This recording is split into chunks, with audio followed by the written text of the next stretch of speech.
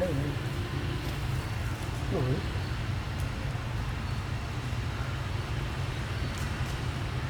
vô cái đây nè.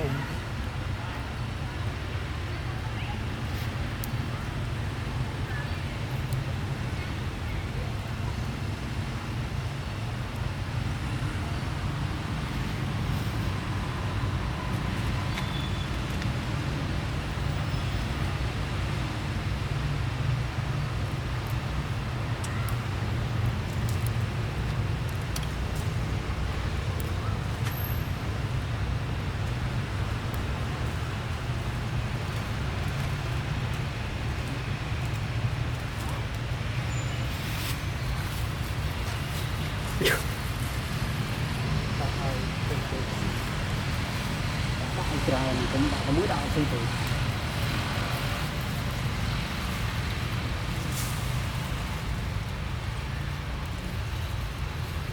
Sì, đi cả là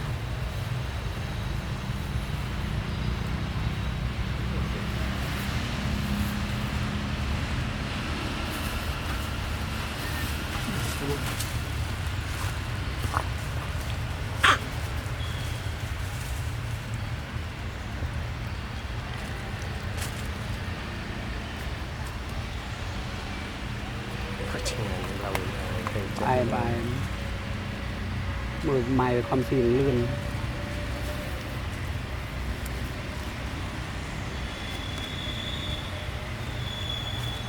อัดกูเล็ด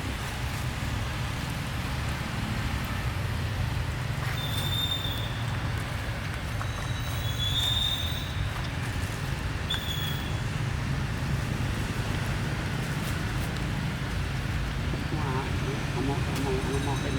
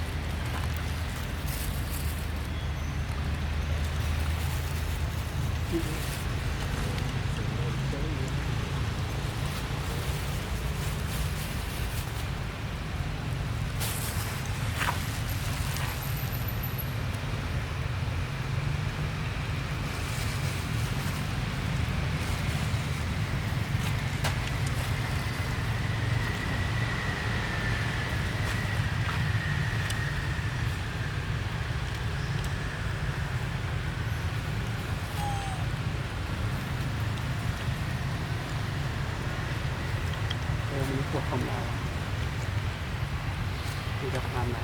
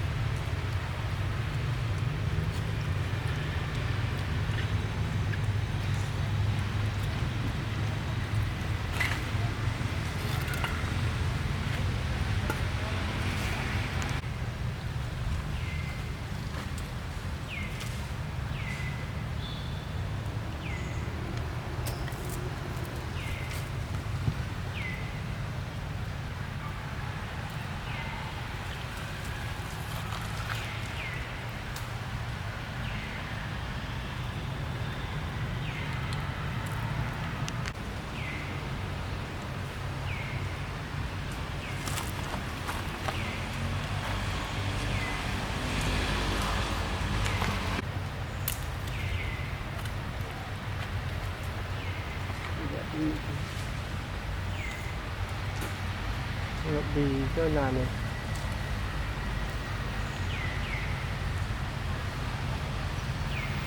Amelia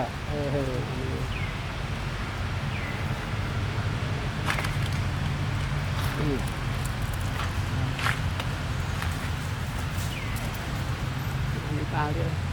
chứ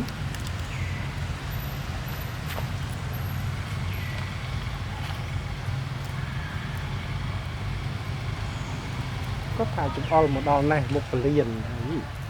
ba mất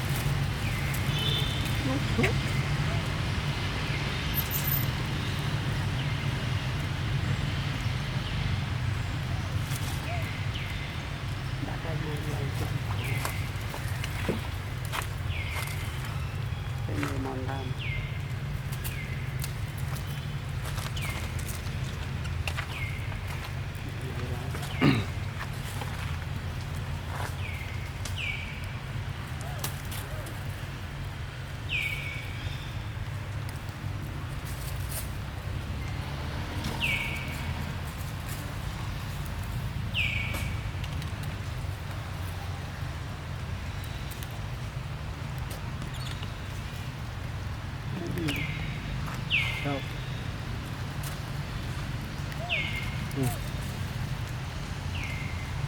Yeah.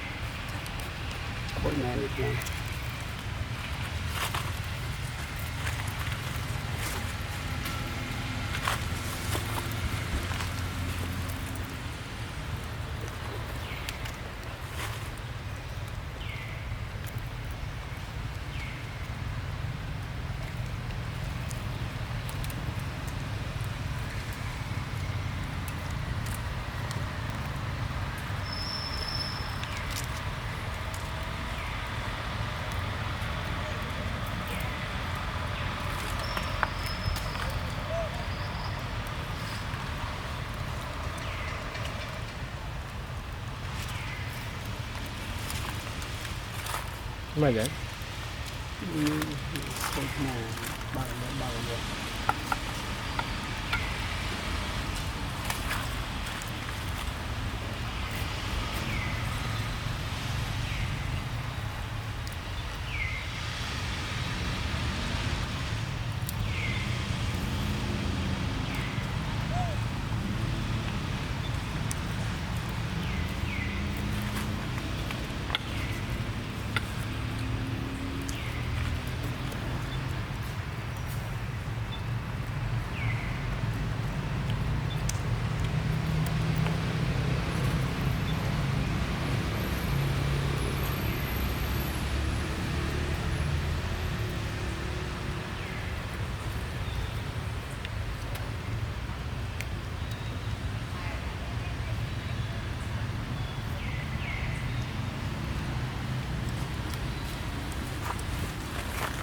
con cái nào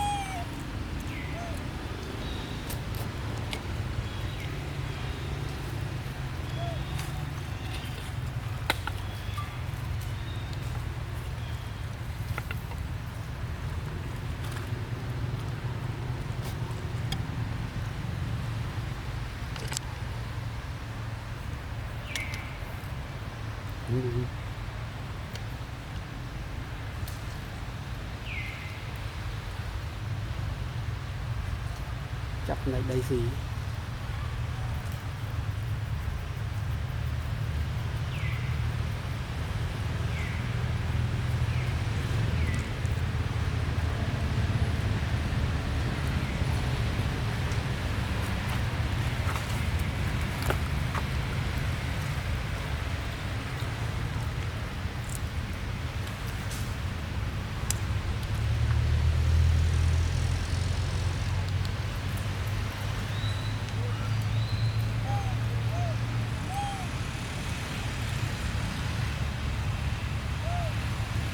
mình chỉ hắn mơ tam này thì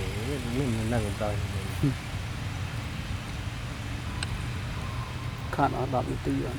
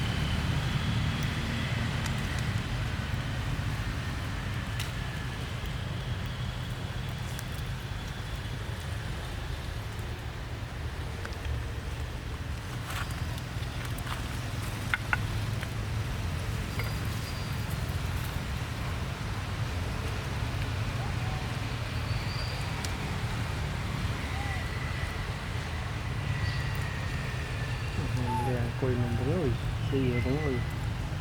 bên mưa rồi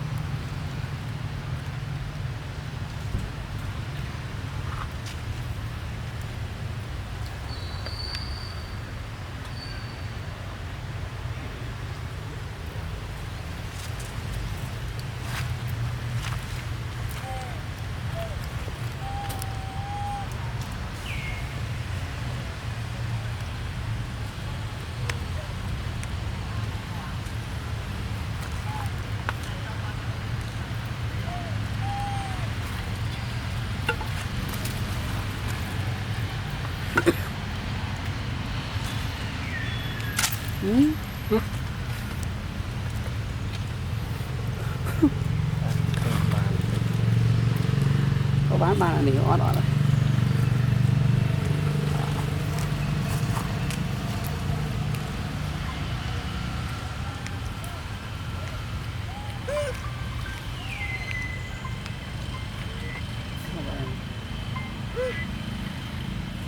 lỗ bạn bạn bạn bạn cũng ra một ngày mới ra đấy đấy ô bạn bạn mấy cây gì có những người khéo bạn bạn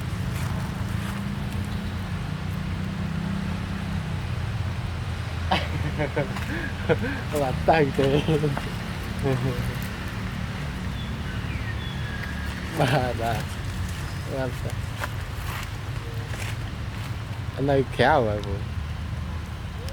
nơi khéo rồi mấy cái ai biết à anh biết ai biết đấy vừa bàn tay rồi rồi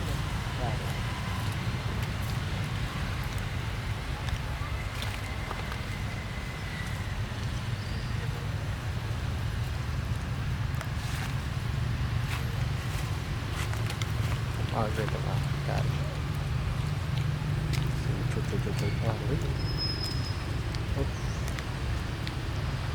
làm lìa sàn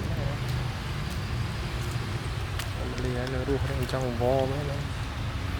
trong vò lực cao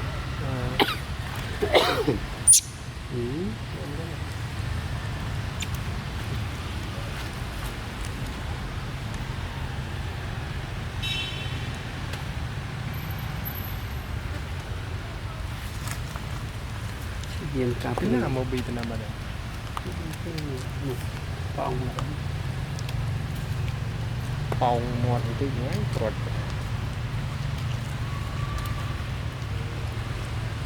này màu bì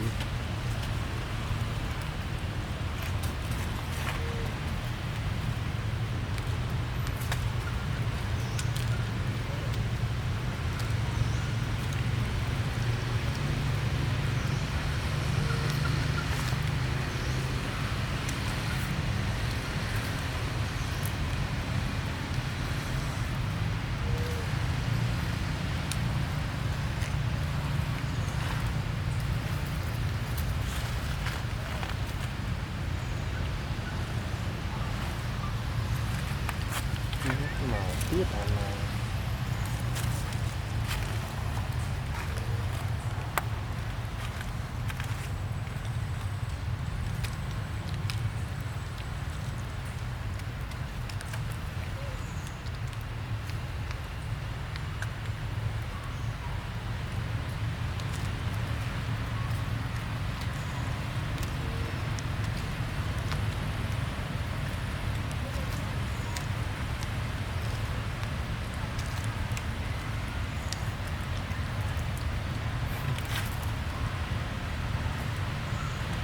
mana sih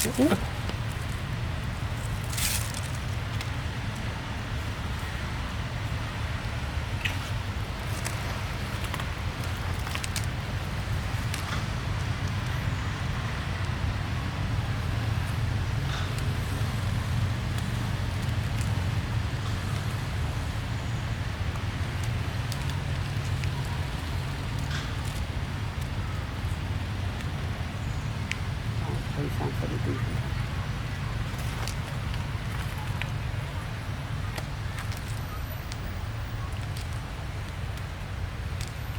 nên là lấy sai cái này này bà mình khơi lấy cái tầm lạc lạiนี่อ่านคายภาษาเนี่ย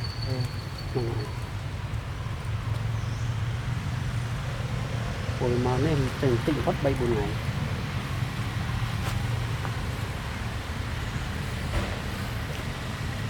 อันนั้นก็เลยเดินนี่อันนี้มูแลน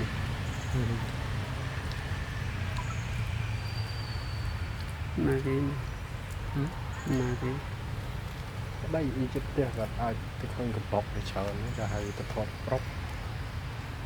thật ấy bọc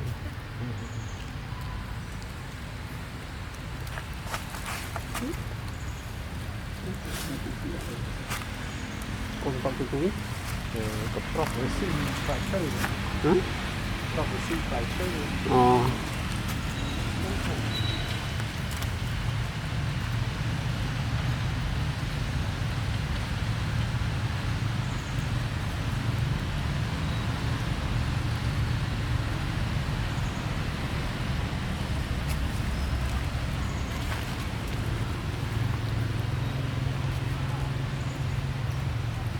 một cái đã có đây rồi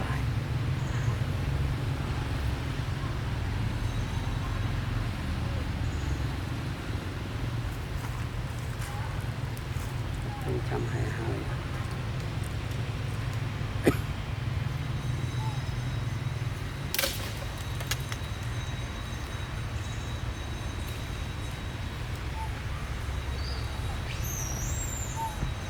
trong showroom công với Amber đó nhỉ anh na này tập đi bay nhẹ mình trâu đó ngon man sẽ đã môn miền màn miền đi bay nhẹ nào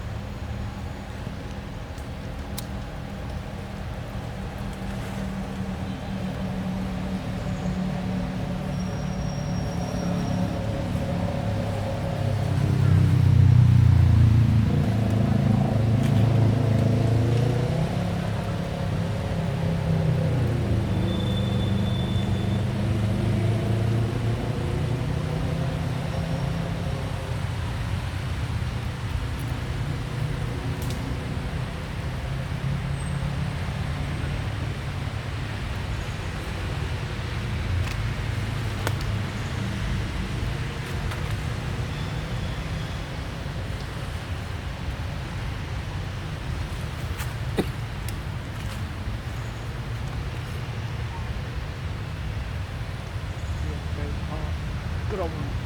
กับศิลานะผมสุดก็เลยลากับโกนู้เด็กเลย đây là thảm chả lá trong nơi đang ót